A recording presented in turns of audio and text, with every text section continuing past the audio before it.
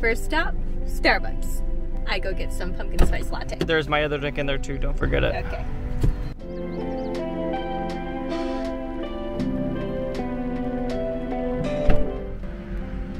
And what did you get? First pumpkin spice of the season, and you got your usual Oreo something frappe.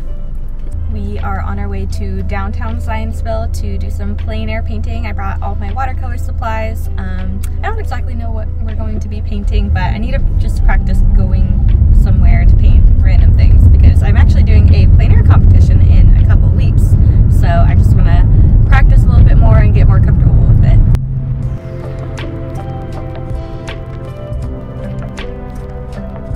We have found our place. Hopefully that person who lives there does not mind if I paint their house. I am holding up my paper to try to get the right proportions of the house before I start painting. So I want to focus on the house with the bushes of flowers around it and then the cute little fence that's in the front.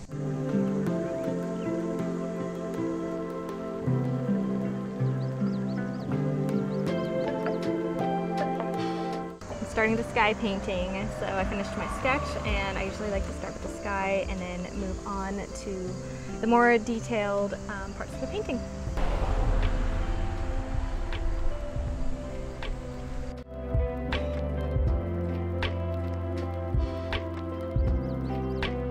I am painting the roof, trying to get the green the right color and then keep up with the shadows. So once I get the base layer done, I'm going to add some shadows over top.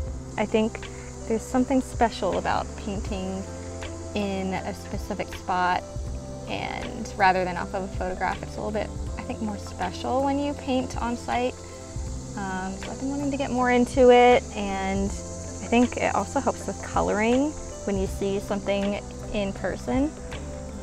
So I'm just doing my best to practice a little bit more. Like I said, I have a competition coming up and just need to practice a little bit to prepare for that. Not an expert by any means, but trying to get better every day.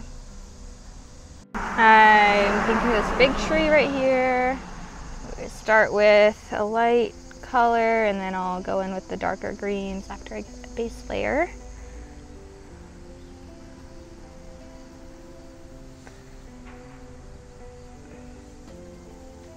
The hardest part, I think, about plein air painting is it's a little harder, I think, getting the perspective and proportions right.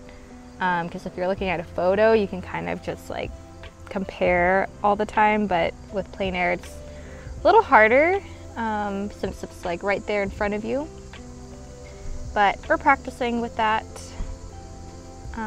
Always trying to improve a little bit every time I go out. I am working on some shadows now. I have done a lot of the bushes up front. Probably need to go back and clean it up a little bit. I just need to work on really the shadows of the house, some little details. I think there's a little bit more plants here in the front that I'm going to do. But other than that, I am almost done. I'm just adding a bit more darker tones in places that need it. And then I need to add the lines on the house that go straight across. And then I'll be pretty much done here. I like the shadows on the house. I think that really added a lot of depth to it, and that's something that I don't really get to really do a lot if I'm painting off of imagination. It's hard for me to imagine shadows, so I really liked doing that in today's plein air painting. And we are all done with the painting. Here is how it looks.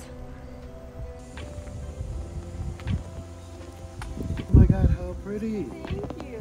Oh, that is just really funny. I That's wanted wonderful. to, yeah, I love flowers. Oh, thank you.